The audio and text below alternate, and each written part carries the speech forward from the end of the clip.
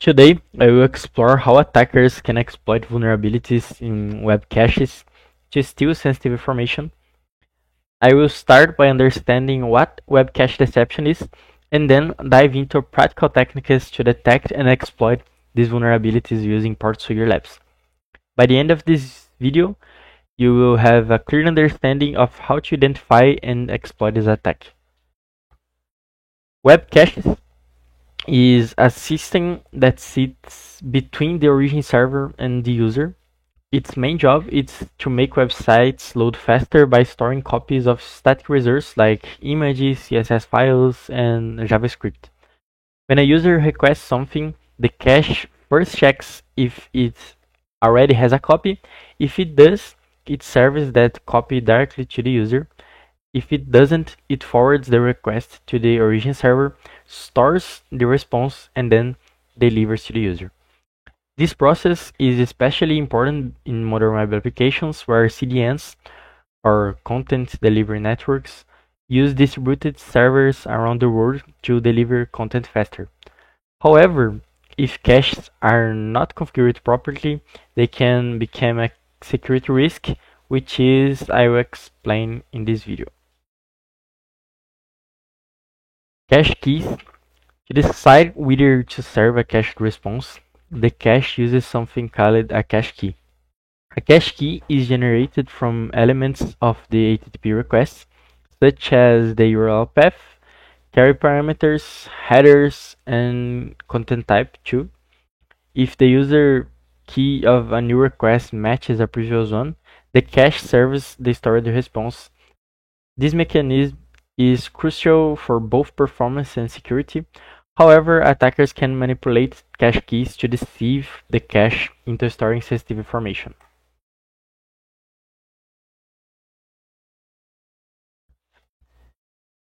Cache rules determine what gets cached and for how long.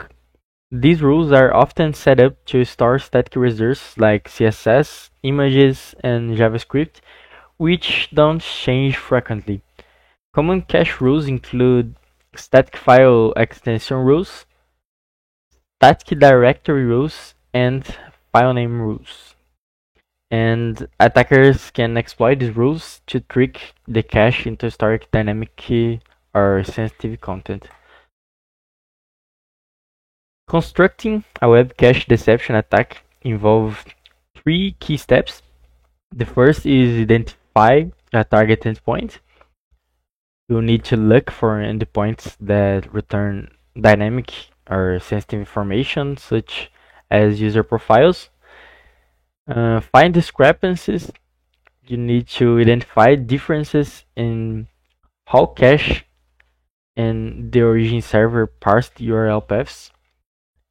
For example, the origin server might ignore certain path segments while cache treats them as a significant. And craft a malicious URL. You need to use the discrepancy to create a URL that tricks the cache into storing a dynamic response. This is a great image from Portswigger, and it explains clearly what happens on this attack.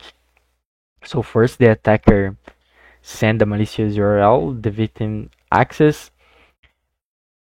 The cache server returns sensitive information to the user and get cached, and the attacker can read and see these secret profile details. Cachebuster, while testing for web cache deception, is important to ensure that each request has a unique cache key.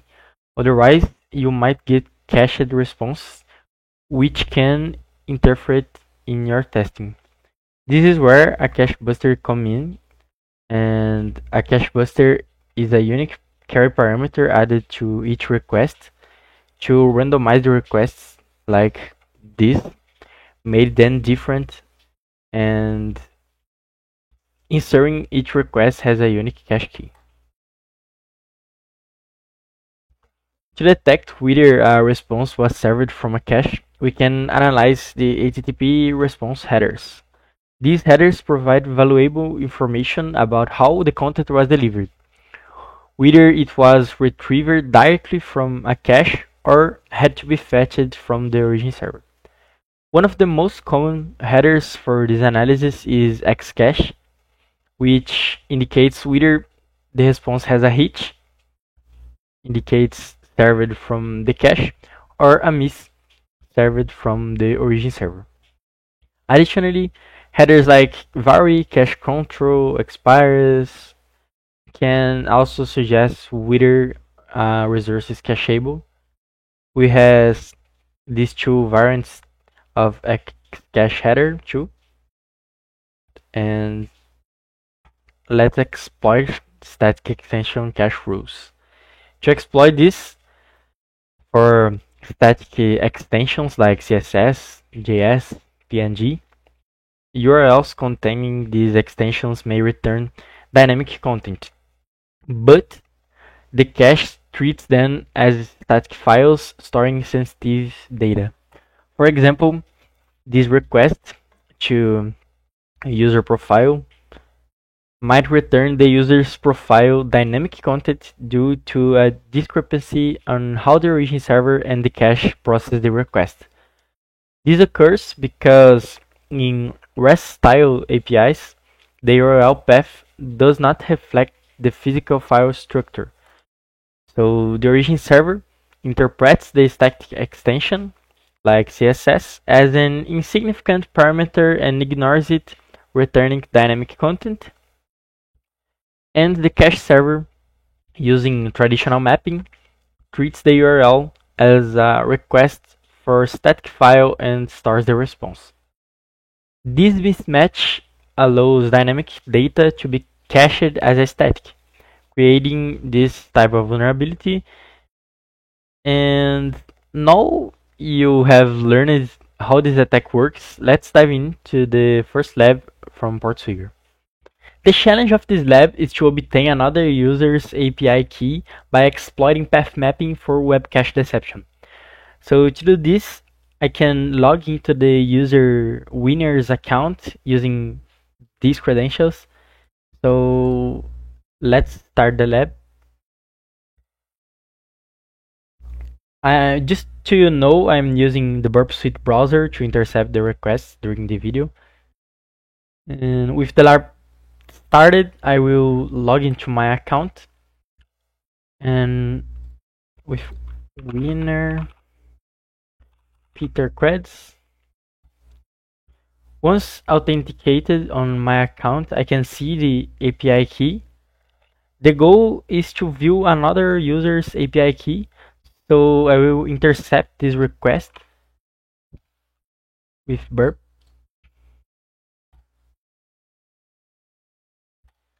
And look for a discrepancy between the origin server and the cache server. So I will send this request to repeater. And to do this, I will test the technique taught earlier. I will add a slash in front of my account, some random letters, and a static extension like CSS or JS.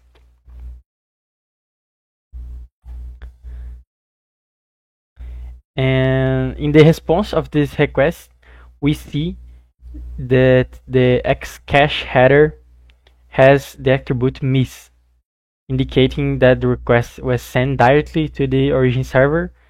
And if we send again this, the xcache attribute changes to hit, meaning the response was served by the cache server, making it possible for any user with this URL access this data. So if we remove this cookie and access the same URL, let's send again.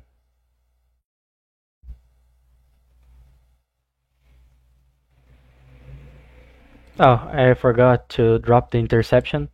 So let's try again. I don't know what happened. Let's intercept again.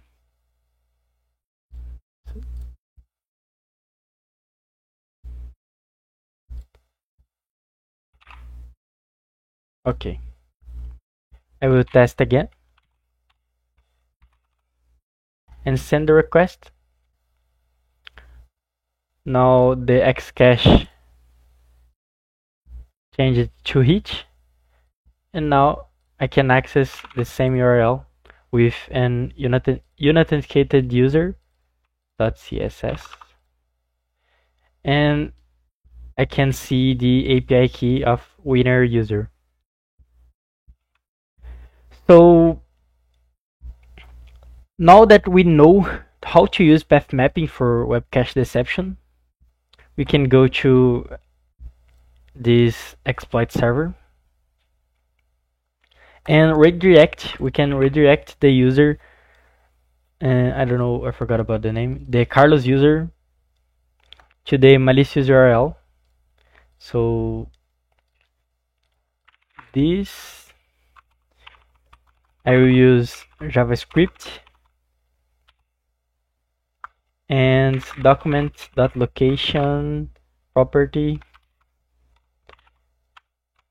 the malicious URL, some random letters, .css. Now I will store this body, and when the Carlos user access this URL, it will be redirected to this malicious URL, and any other user can access this and read the API key of Carlos user. So let's deliver the exploit to the victim. And then when you access this path, the same path, it's possible to see the API key of Carlos and solve the lab. So submit solution, we solve it. To solve the next labs, we need to know about delimiter discrepancies. Delimiters specify boundaries between different elements in URLs, while characters like question mark are standardized to separate the URL path from the query string. Discrepancies in how the cache and origin server interpret delimiters can lead to web cache deception vulnerabilities. So let's explore some examples. The first one is matrix variables in Java Spring. In Java Spring, this character is used for matrix variable, meaning that this URL would be interpreted as /profile, returning the profile information. However, if a cache that doesn't use Java Spring treats this a part of the path, it may store and serve the user's profile as if it were a CSS file. However, most other frameworks treat this character as a part of the path. Second one is Ruby on Rails and format delimiters. Ruby on Rails uses dot as a delimiter to specify the response format, and the .echo extension is not recognized by Rails, so the default HTML formatter handles the request and returns the user's profile. If the cache is configured to store responses for .echo files, it caches and serves the profile information as if it were a static file. So some servers like OpenLightspeed use encoded characters like this null byte as a delimiters, for example this URL, and the origin server interprets the path as /profile and returns profile information. However, caches like Akamai or Fastly treat null byte and everything after it as a part of the path. So if the cache is configured to store .js files, it caches and serves the profile information as if it were a JavaScript file. Now we learn about delimiter discrepancies, let's go to the second lab. The challenge of this lab is the same of the previous one. We need to find the API key of the user Carlos, and we have the same credentials we interpreter, but now we have a list of possible delimiters characters to solve the lab, This is a word list from PartSwigger, so let's access the lab. Later we will use this word list. But first we will do the same process. Log into winner account. And here is the same dashboard. We can see the API key. And I will intercept this request and send it to repeater. Now we can test the same attack of the previous lab, like slash any chars, any letters, and .css static extension. And when we send, the response of the server is not found, so we can change this, but is the same response. So I will send this request now to intruder, and we will use the delimiters list from this attack. I will add this position here instead of slash, and I will copy the word list of delimiters.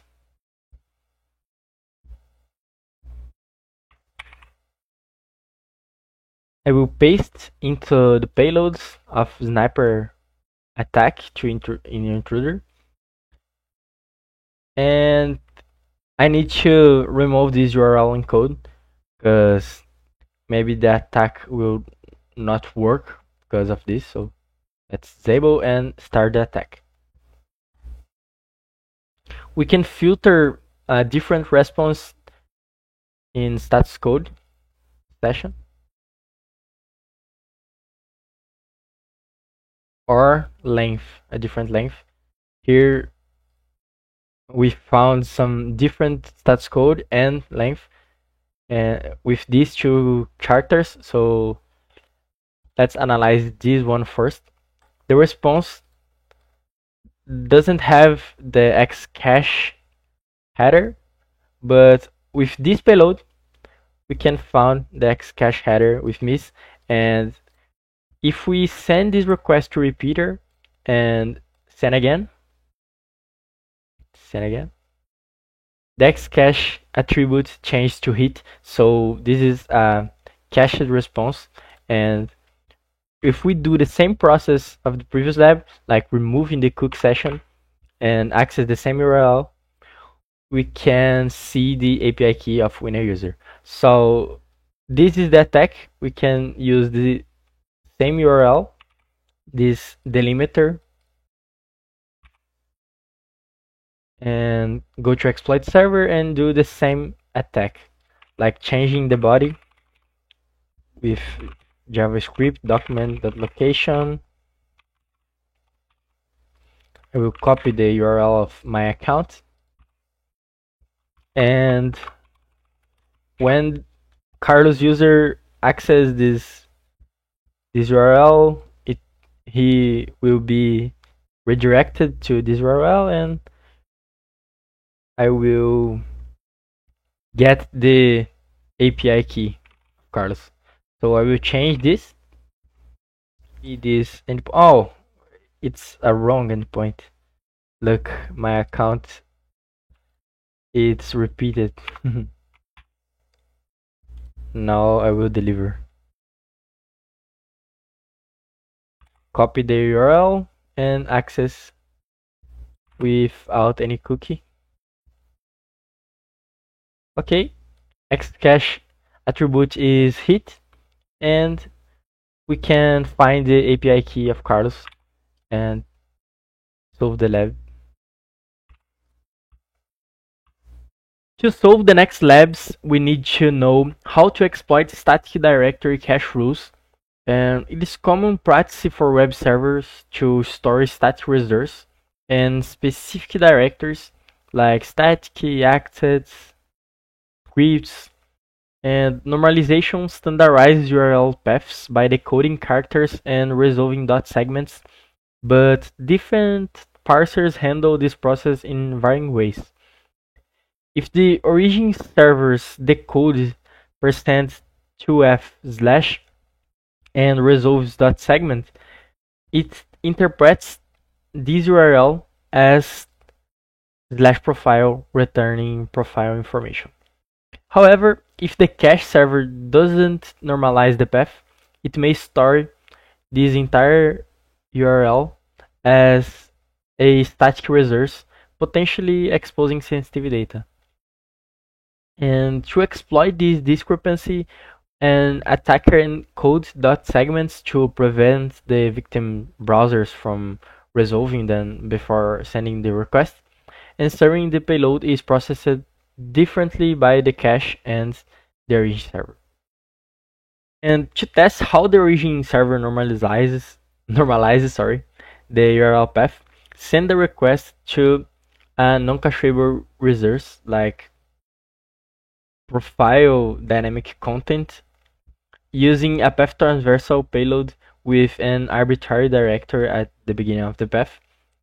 And if the server interprets the path as profile and returns profile information, it means it decodes the %2f and resolve the .segment.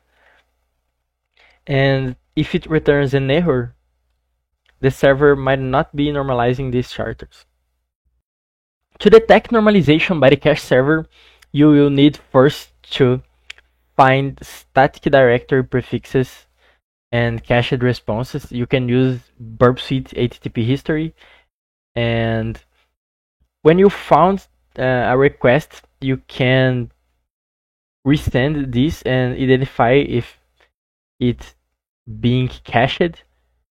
And if you identify a directory like /assets, you can try a path transversal sequence and an arbitrary directory at the start of the static path, like this request.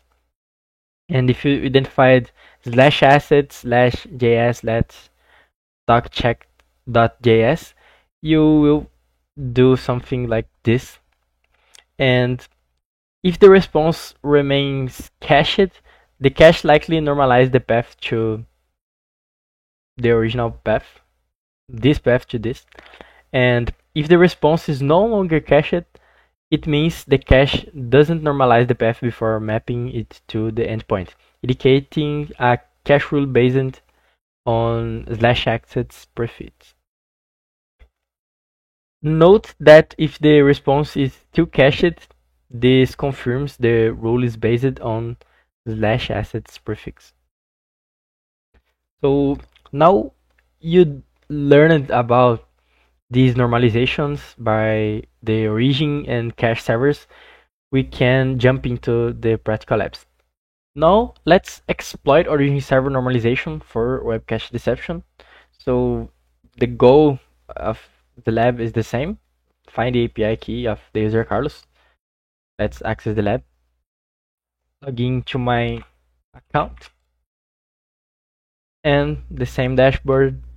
So I will do the same process of intercept the request and send to Hill repeater.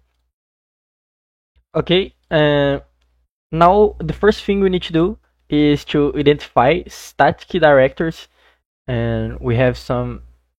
The first one is /resources. So I don't know if there are any other.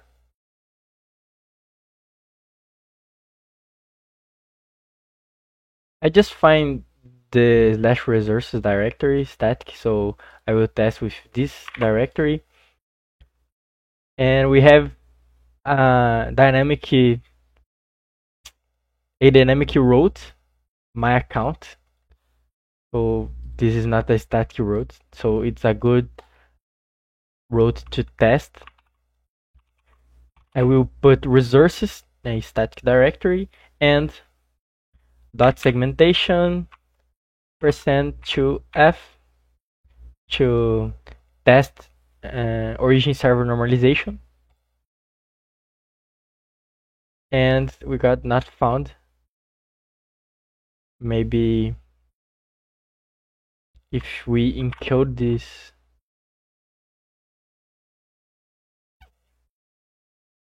segmentation. Oh, I forgot about the slash. Xcache attribute is miss, and if we send again, the Xcache attribute changed to hit, so this is an cached response, and we can see this by removing the cookie and access the same URL, and we have the API key of winner. But to exploit this, a good thing to do is add a parameter. I forgot. Wait, I need this parameter, question quote, and some random letters, just to randomize this requisition. So I will test again with cookies and Xcache hit. I don't know what happened, but I will intercept again.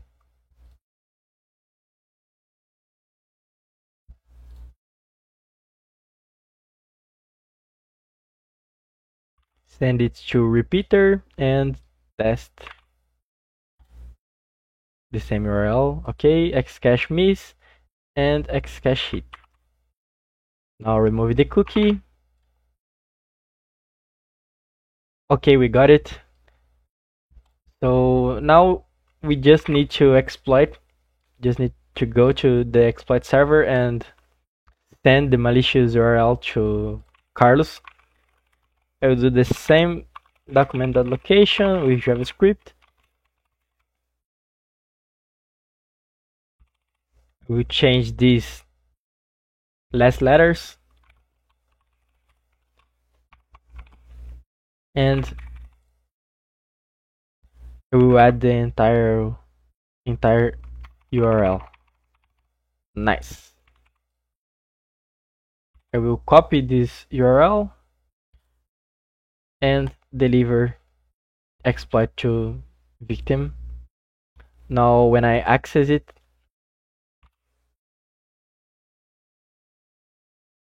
Xcache attribute is hit, and we have the API key of Carlos.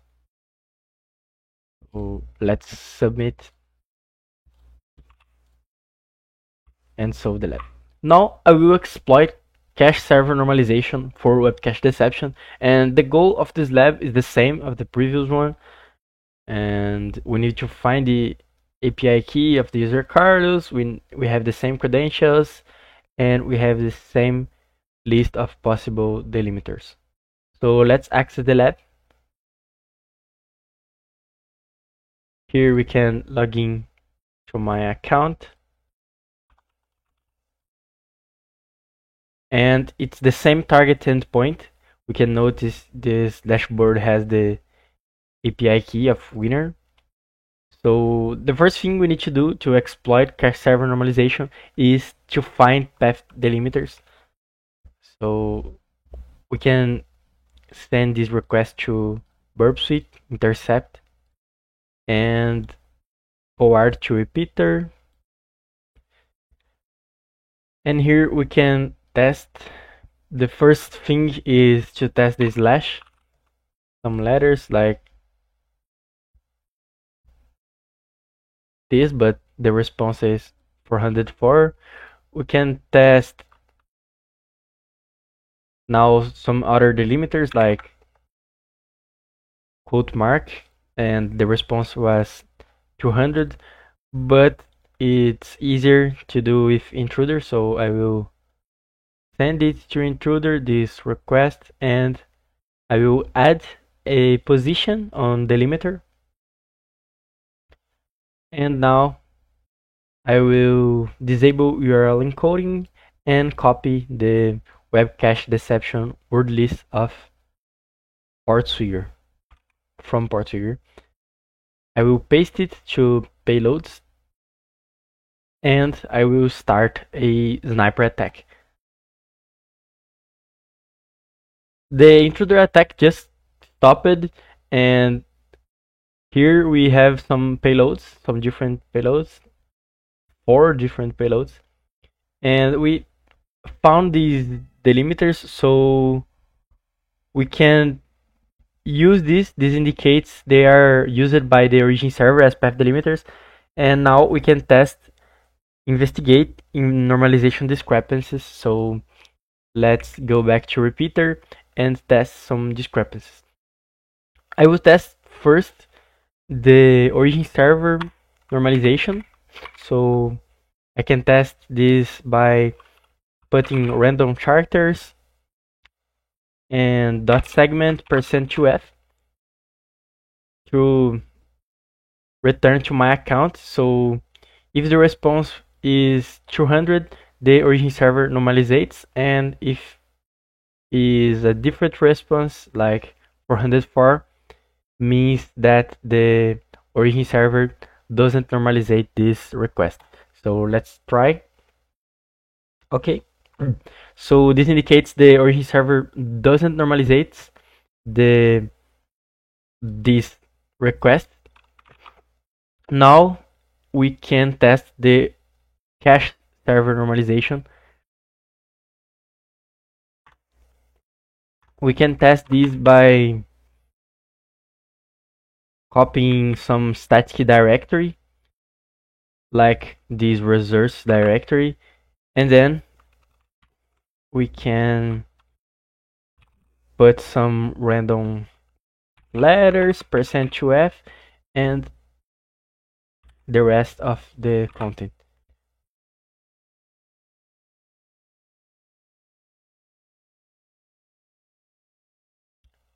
Okay, so if we send this, we can notice that the 404 response doesn't contain any different header.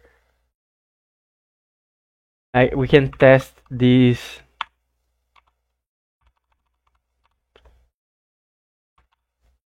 in the other directory like CSS.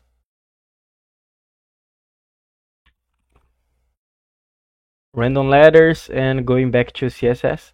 Let's try this normalization. Oh, I forgot about the F. And we can notice that the X cache attribute is miss and now changes to hit. So this may indicate that the cache decodes and resolves the dot segment and has a cache rule based on resource prefix.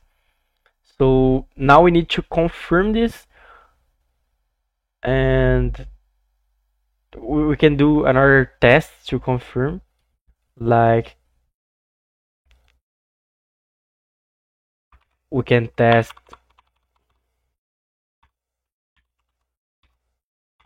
the same thing here and the same response with this same header X cache. So maybe the cache is normalizing almost 100%. And now let's exploit it. So to exploit it, we need to put my account, the dynamic content of my account, with the API key of the user. And we can put some delimiter like this, because we found 4 different charters to test as delimiter. And now we can go back by using /segment/ and encode as URL and put a static directory like resources, because we identified this discrepancy about the normalization. And I will put this in the last of the URL because we need to randomize the request. So just adding a random parameter. But any different header like Xcache. So we can test other delimiter, like we can test this %3f.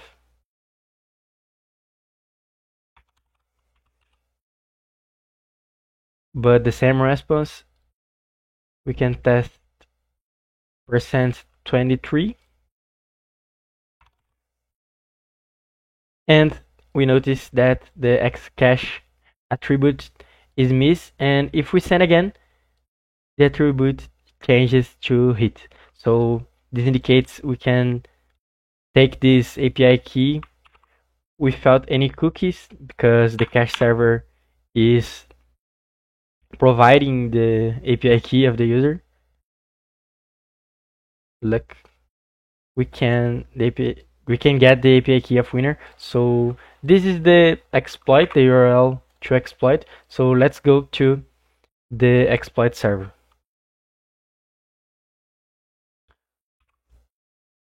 Now I will craft the same body by using JavaScript document.location to redirect the user, and close the tag script and copy the entire URL. Now we can deliver this exploit to the victim. Oh, I forgot about change these 3 letters, but because I don't know if this response was cached about winner user, I think it is. Oh, Carlos, nice. So we got the API key of Carlos, and we can solve the lab by submitting the solution. These labs combine CSRF exploitation with web cache deception. So you need to understand how a CSRF attack works beforehand, and I won't explain it in this video to keep it from being too long, but I will provide a link to Portsuir and explain this vulnerability on description of this video. Certain files such as robot.txt or index.html are common files found on web servers, and they are often cached due to their infrequent changes. Cache rules target these files by matching the exact file name string, and to exploit this, we first need to identify discrepancies in URL normalization between the origin server and the cache server. And the cache server may normalize a malicious dynamic URL, while the origin server does not. So let's exploit the lab. I will log in with winner Peter credentials, Peter. And here we have a function to update our email. So I will intercept this request with burp and send it to repeater.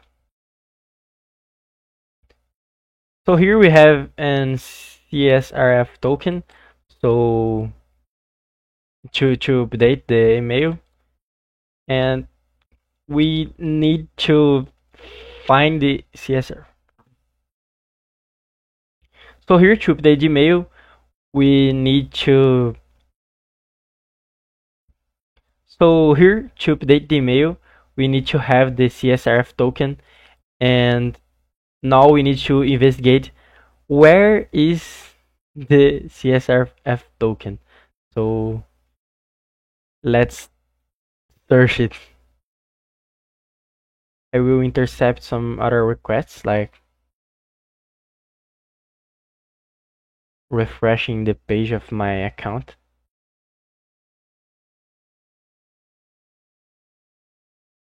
And send it to repeater again. And here we can analyze the body response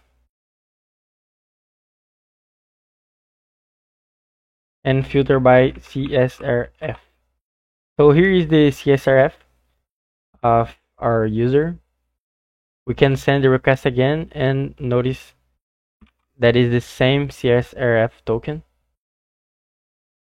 So we need to see the my account dashboard of the Carlos user earlier to exploit CSRF. So this is the challenge of this lab. And first I will test some delimiters.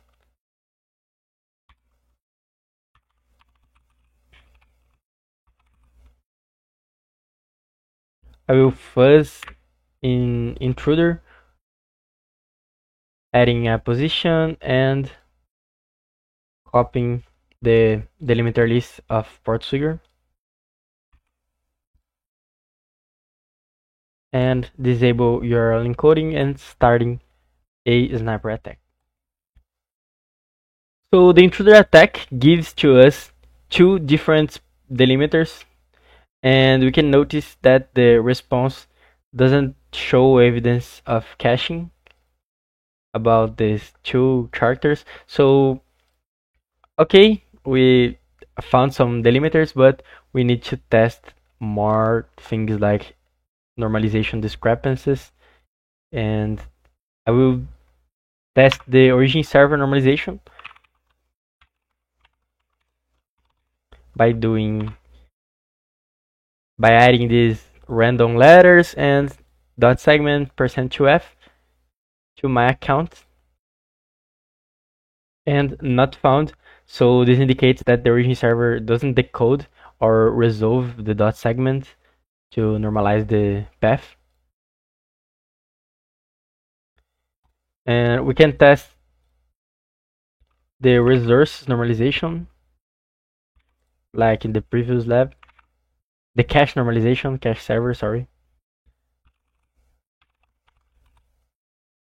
But not found too.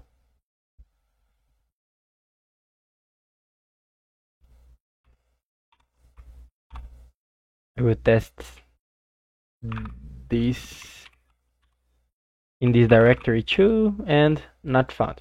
But okay, we identified.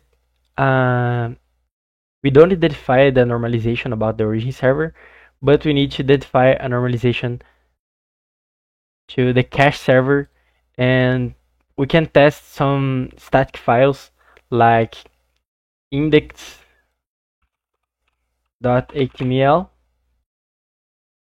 not found, and we can test to robots.txt.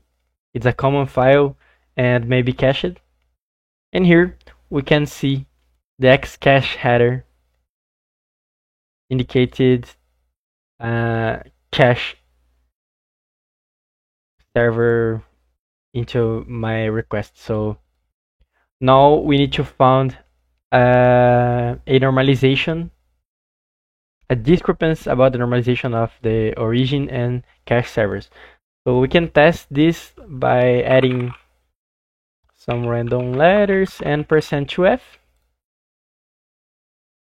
and not found, I think.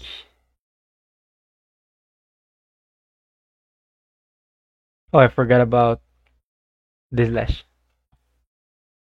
Okay, xcache miss and hit.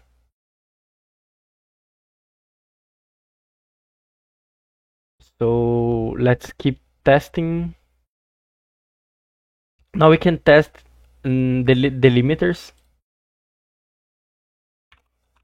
So I will put my account and the previous delimiters we found, like this. But now we need to encode the slash, that segment slash, as URL, and put here to test a normalization. But okay, we can notice that this receives a 200 response, but doesn't contain any evidence of caching. So we can test this other delimiter.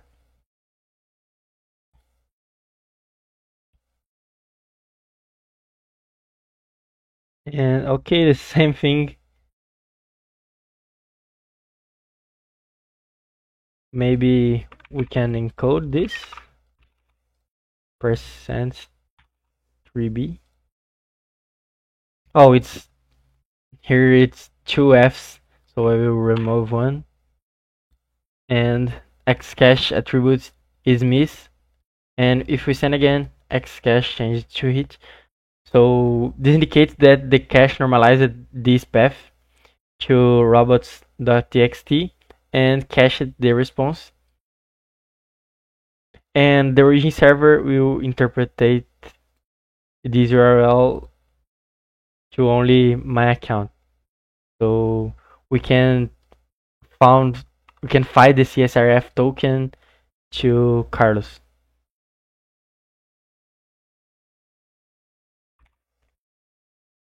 So first I will go to the exploit server and a random parameter just to defer to another request.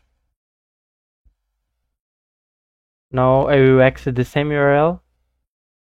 We don't need to remove the cookie. And DexCache is hit, and we can see the SSRF token of administrator. Is not Carlos is administrator.